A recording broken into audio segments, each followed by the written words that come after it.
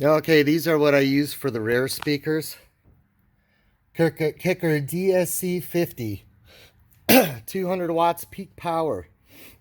So it'd be what, 100 watts RMS. My head unit puts out 50. The stock puts out about 7.5 per speaker. These have been flawless. As always, I'm editing, God, I did this in like January of 2020, and here we are. It's November of 2020, and I had triple hernia surgery, so I got time to edit videos as I recuperate because I can't work. But these have been flawless. You don't use the cover that comes with it, but they are a direct bolt in. All you got to worry about is the wiring, because the Toyota factory wiring won't clip in right. But basically what I did was I used butt slices, and I just, the speakers come with some pretty general style positive and negative spades, female spades.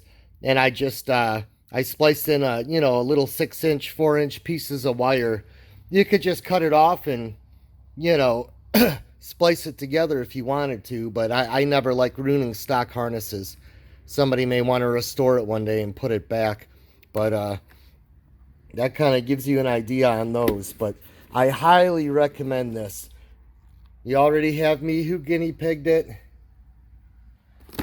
You know it works. It's effortless, okay? The hardest part's getting to them, which isn't that hard once you figure it out. Again, sorry I lost all my footage. I just got my GoPro Hero 7 Black at the time and was all excited and taking movies, and then realized, hey, these things overheat after about 17 minutes. And anybody who watches my video knows I don't do a 5-minute summarized wham bam thank you ma'am, and I show you everything so that you could follow my stages and steps, but it didn't happen because I lost the footage. These are what I use for the fronts. These ended up being a mistake. These were just AutoZone 4-inch speakers, okay? I wasn't looking to put a crazy system in this vehicle, so I wasn't too picky on my front speakers.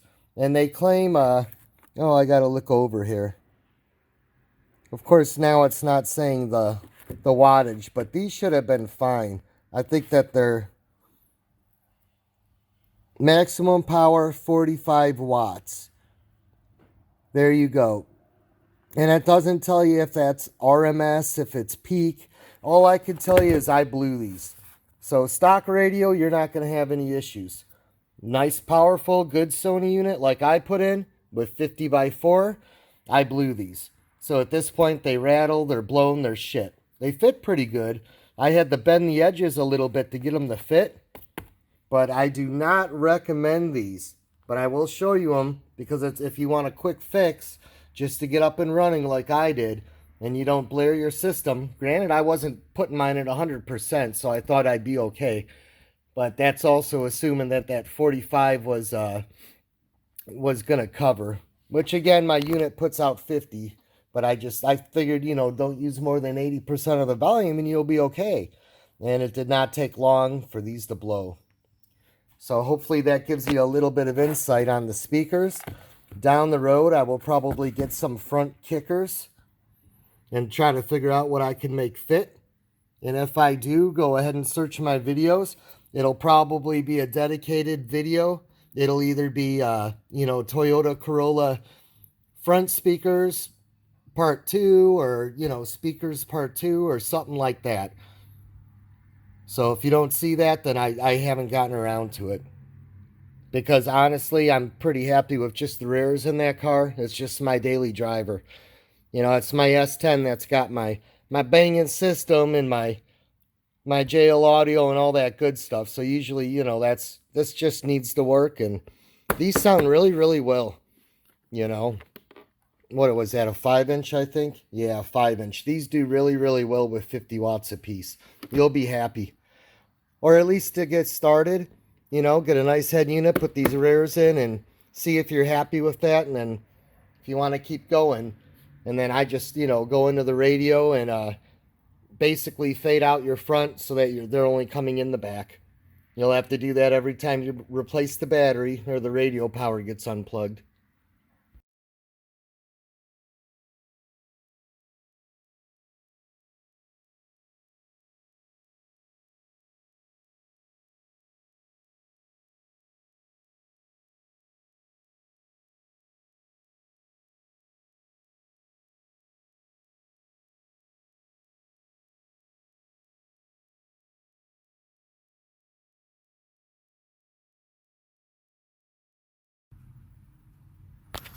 Okay, if you want to try to get some speakers in your Toyota Corolla, I just got done putting mine in, so I'm going to kind of show you the steps.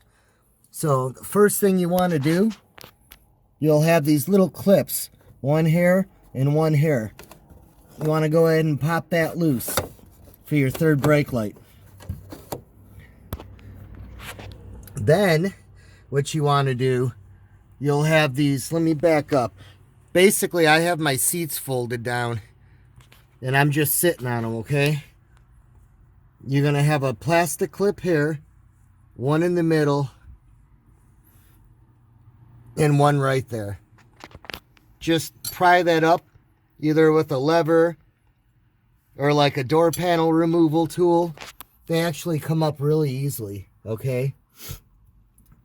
Then, because by the way, this is, you got to get that from underneath. These are not made to come off from the top. So then after you do that, what you have to do right here and right here, you're going to have your seatbelt bolts, okay? 14 millimeter. Go ahead and take both of them out for both sides. Then your panel, let me get it positioned here. It's all clips. The only thing that really bolts it is the provision for the seatbelt, you know? So one of them's a little misleading. That one right there towards the top. It'll look like it's a screw, but it's a plastic clip. It will pop out. What I did was I just, you know, kind of got it from here, slid my hand, and just kind of worked my way and popped it. The hardest part's the bottom, but you'll kind of get a feel for it. So once those are out, then you got, this'll move because it's not going to be restricted by the seatbelt, and you'll have to pull this just enough to get that to pop up on both sides. Same with this one. See how it gives you that clearance?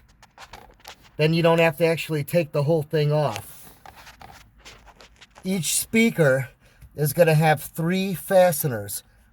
So this is the driver's side, okay? You're going to have 2 in the middle and 1 on the side. Well, I say 2 in the middle. 2 on the left and then 1 on the right. Same with this one over here. Now, when you go to pop those off, without taking the whole deck off, which makes life a hell of a lot easier, I would recommend something like this. It's just a little mini nubby bit driver that I can basically slide my hand and do like this. I was able to use this for all 6 of them. Alternatively, a little mini 1/4-inch nut driver ratchet could also be helpful, or if you don't have one of these. I got a lot of specialty tools that not everybody will have. I guess even a nubby screwdriver, but the end ones are the hardest. The middle aren't that bad at all with a nubby screwdriver. Then when you go to disconnect the speaker linkages, you got a clip there and a clip down here. As long as you spread those, the whole thing pulls towards you. And what it does is it connects here, and then there's like a little jumper lead that's like 4 inches that plugs onto the speaker. Now the nice thing on the Asian imports is they're like aftermarket speakers. You know, you got the negative with the small female spade, and you got the positive with the large male spade. So you're going to take 1, 2, and it's symmetrical, 3, 4. You're going to take those screws off once you get this out, after you do this, and then you'll see what I'm talking about. It'll just connect right on. Once you get to that point, you can connect it however the hell you want. But at any rate, I like kickers.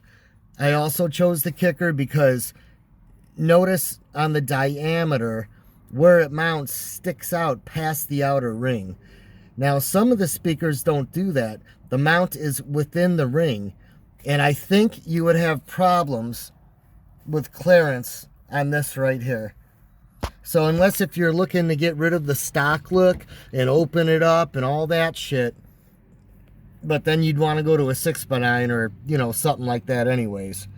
But this is just basically, stock replacement. These actually sound really good. Kickers are just like that. Any size does good. Anything basically over a 3-inch. Let's see, did I leave anything out? Perfect fit on these back here. Like it was made for the car almost. Just went right on.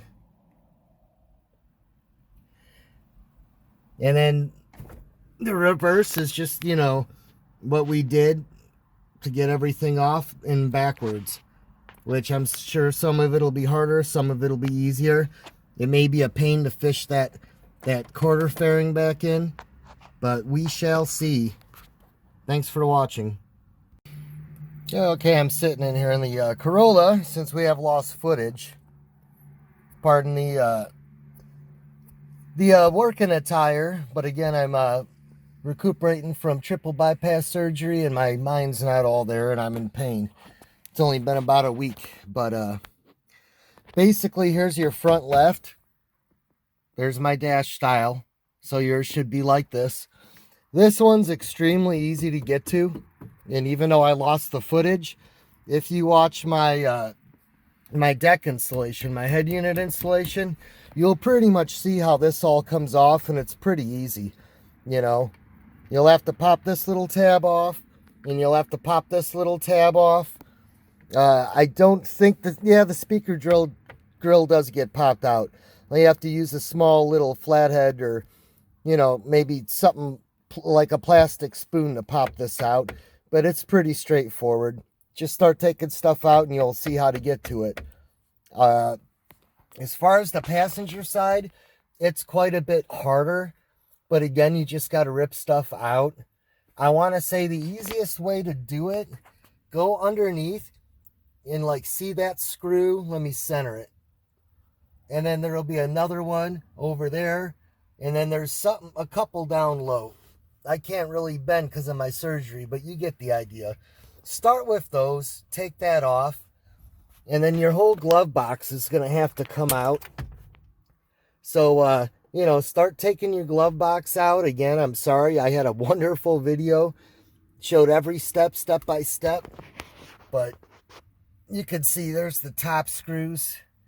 You're going to have to take those two out because that doubles as the hinge, where the glove box closes. I can't think of the name right now. Again, my mind's a little doped up, but once that slides out, you'll be able to get behind here to the fasteners to get this to pop out.